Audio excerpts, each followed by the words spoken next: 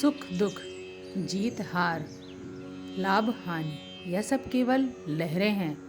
सच्चा योगी वही है जो समुद्र की तरह स्थिर रहे। आज मैं तुम्हें भगवान श्री कृष्ण के वे वचन सुनाऊंगी जो हर इंसान को तूफान के बीच भी शांत बना देते हैं। ध्यान से सुनिए। कुरुक्षेत्र की भूमि पर वातावरण युद्ध के लिए तैयार था। शंख बज चुके थे। योद्धाओं ने अपने अपने शस्त्र उठा लिए थे। चारों ओर रथों की गर्जना, घोड़ों की टापों की आवाज और सेना के घोष से धरती थरथरा रही थी। लेकिन इस गर्जना के बीच एक रथ पर गहरी खामोशी छाई हुई थी। यह रथ था अर्जुन का, वही अर्जुन जो कभी महाबली कहलाते थे, जिसकी वीरता का लोहा तीनों लोग मानते थे। वही अर्जुन इस क्षण टूट चुके थे। उनके हाथ कांप रहे थे, आंखें आंसुओं से भरी हुई थी और उन्होंने अपने धनुष गांडीव को नीचे रख दिया था। अर्जुन बोले, हे माधव, जब मैं अपने सामने खड़ी सेना को देखता हूँ तो मेरा हृदय कांप उठता है। मेरे गुरु द्रोणाचार्य, मेरे पितामह भीष्म, मेरे भाई, मेरे रिश्तेदार, मैं कैसे उन पर बाण चलाऊं? इन सबको मारकर भी मुझे क्या मिलेगा? मुझे विजय नहीं चाहिए, मुझे राज्य भी नहीं चाहिए, मुझे सुख भी नहीं चाहिए, क्योंकि इन सब का मूल्य है अपने ही लोगों का रक्त, और वह रक्त मुझे स्वीकार नहीं।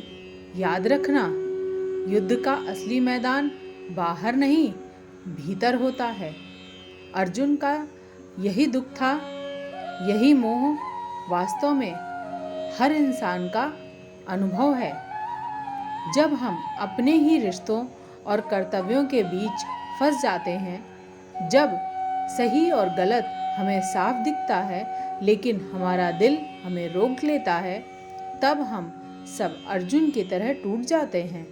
अर्जुन के शब्द हर किसी की जिंदगी को छूते हैं। किसी बार तुमने भी ऐसा महसूस किया होगा कि सफलता, पैसा, विजय सब व्यर्थ है अगर अपने ही लोग साथ ना हो। तो कितनी बार तुमने सही काम करना चाहा होगा लेकिन यह सोचकर रुक गए होगे कि सामने अपना मित्र है, अपना परिवार है। यही मोह है, यही अर्जुन का दुख है। अर्जुन ने आगे कहा, हे माधव, अगर मैं युद्ध करता हूँ तो यह वंश नष्ट हो जाएगा, कुल धर्म नष्ट हो जाएगा, समाज अधर्म में डूब जाएगा। मुझे यह पाप स्वीकार नहीं। हे केशव, मैं युद्ध नहीं करूँगा। और फिर उन्होंने गांडीव को नीचे रख दिया। शरीर थक गया, आत्मा कांप गई। यही स्थिति गीता का पहला और दूसरा अध्याय जोड़ती है। अर्जुन पिशाच से कृष्ण के उपदेश की ओर। कृष्ण ने अर्जुन को देखा। उनके चेहरे पर करुणा थी और दृढ़ता भी। उन्होंने गहरी वाणी में कहा, हे अर्जुन, यह मोह, यह कमजोरी तुम्हें शोभा नहीं देती। यह तुम्हारी वीरता के योग्य नहीं। यह क्षणिक है, यह दुर्बलता है। हे पार्थ, उठो, अपने कर्तव्यों को याद करो। यह निराशा तुम्हें स्वर्ग नहीं दिलाएगी, केवल अपयश दिलाएगी। उठो और युद्ध करो। ध्यान से सुनो, यही कृष्ण की पहली शिक्षा है। कमजोरी कभी समाधान नहीं, निराशा कभी उत्तर नहीं। भगवान हमें स्वीकार करते हैं जब हम टूटा हुआ दिल लेकर उनके पास आते हैं, लेकिन वे हमें वहीं छोड़ते नहीं, वे हमें उठाते हैं। याद रखना, कभी मत सोचो कि भगवान तुम्हें केवल सहलाने आएंगे। नहीं, वे तुम्हें उठाने आएंगे, तुम्हें झंझोरने आएंगे। क्योंकि अगर तुम अपने कर्तव्यों से भागोगे तो जीवन का अर्थ खो दोगे। सोचो, क्या होगा अगर एक सैनिक युद्ध से भाग जाए? क्या होगा अगर एक पिता अपनी जिम्मेदारियां छोड़ दे? क्या होगा अगर एक शिक्षक पढ़ाना छोड़ दे? सब अंधकार में डूब जाएगा। इसलिए कृष्ण ने अर्जुन से कहा, यह दुख, यह मोह तुम्हें शोभा नहीं देता। उठो, हे अर्जुन। अर्जुन ने सिर झुका लिया। उन्होंने कहा, हे माधव, मैं आपके शब्द सुन रहा हूँ, लेकिन मेरा मन स्थिर नहीं है। आप कहते हैं उठो, लेकिन मेरा हृदय कांप रहा है। आप कहते हैं धर्म का पालन करो, लेकिन मेरा मोह मुझे रोक रहा है। आप ही मुझे मार्ग दिखाइए, क्योंकि अब मैं आपका शिष्य हूँ। मैं आपके चरणों में समर्पित हूँ।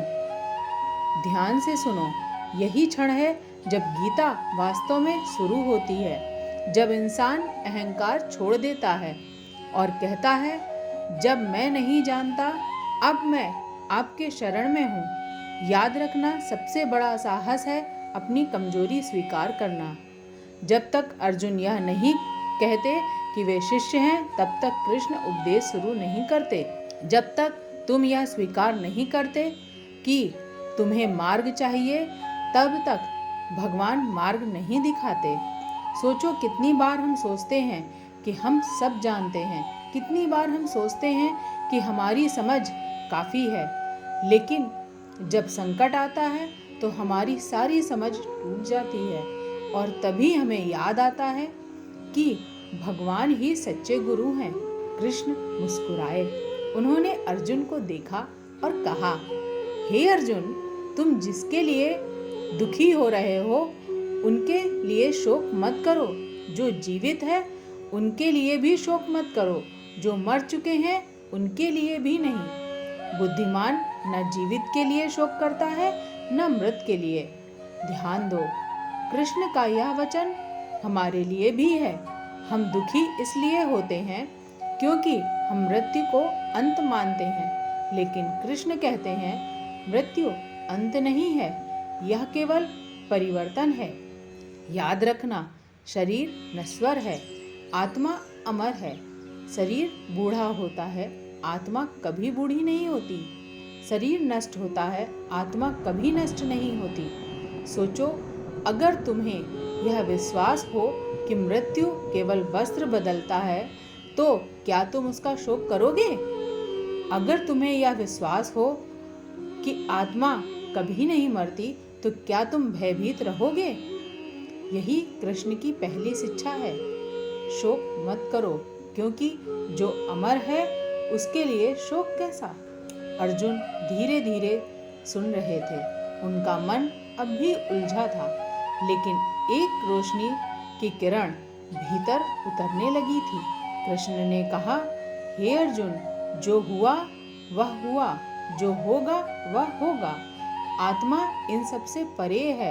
आत्मा कभी नहीं मरती, आत्मा कभी जन्म नहीं लेती। इसलिए उठो और अपने धर्म का पालन करो। यहाँ गीता हमें पहली बार यह शक्ति देती है जो हमें निराशा से बाहर खींचती है। याद रखना, विषाद अंत नहीं, विषाद भगवान तक पहुँचाने का द्वार है। अर्जुन का विषाद ही कारण बना कि हमें गीता का अमृत मिला। तुम्हारा विषाद भी कारण बनेगा कि तुम भगवान के और करीब आओ। सोचो, क्या तुमने भी कभी ऐसा क्षण महसूस किया है जब तुम पूरी तरह टूट गए थे और उसी समय तुम्हें भीतर से दिव्य आवाज़ सुनाई दी? वही आवाज़ कृष्ण की है। वही आवाज़ कहती है, उठो, यह कमजोरी तुम्हें शोभा नहीं देती, मैं तुम्हारे साथ हूँ। अर्जुन के हृदय में अभी भी शोक भरा हुआ था।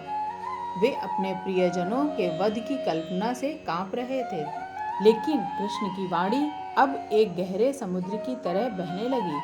कृष्ण ने कहा, हे अर्जुन, तुम जिस शरीर को देखकर दुखी हो रहे हो वह वास्तविक नहीं है। शरीर नश्वर है, यह प्रकृति का एक आवरण है, लेकिन आत्मा नित्य है, अमर है।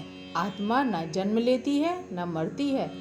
आत्मा को न शस्त्र काट सकती है, न अग्नि जला सकती है, न जल भिगो सकती है, न वायु सुखा सकती है। याद रखना, यही गीता का सबसे महान सत्य है। हम अपने आप को शरीर मान बैठे हैं, इसलिए दुख, शोक और भय से घिर जाते हैं। लेकिन जब हम यह जान लेते हैं कि हम आत्मा हैं, तो मृत्यु का भय मिट जाता है। सोचो, क्या कभी तुमने सपना देखा कि तुम गिर रहे हो और अचानक नींद खुल गई? गिरना सपना था, वास्तविकता नहीं। वैसे ही यह जीवन एक अस्थायी आवरण है, आत्मा इससे परे है। कृष्ण ने आगे कहा, हे पार्थ, आत्मा जन्म से पहले भी थी और मृत्यु के बाद भी रहेगी। यह कभी नष्ट नहीं होती। जो आत्मा को मारने की सोचता है वह अज्ञानी है। जो सोचता है कि आत्मा मरी है वह भी अज्ञानी है। आत्मा न जन्म लेती है न मरती है। यह तो अनादि है, अविनाशी है। ध्यान दो, अगर यह सत्य दिल से समझ आ जाए तो जीवन बदल जाता है, क्योंकि तब मृत्यु शत्रु नहीं रहती, तब प्रियजन की विदाई स्थायी नहीं लगती, तब हर दुख हल्का हो जाता है। याद रखना, जिस तरह कोई मनुष्य पुराने वस्त्र फेंक कर नए वस्त्र पहनता है, वैसे ही आत्मा पुराने शरीर को छोड़कर नया शरीर धारण करती है। शरीर बदलता है, आत्मा नहीं। सोचो, कितनी बार तुमने अपना घर बदला होगा, कितनी बार तुमने नए कपड़े पहने होंगे। क्या हर बार तुम्हारी पहचान बदल गई? नहीं।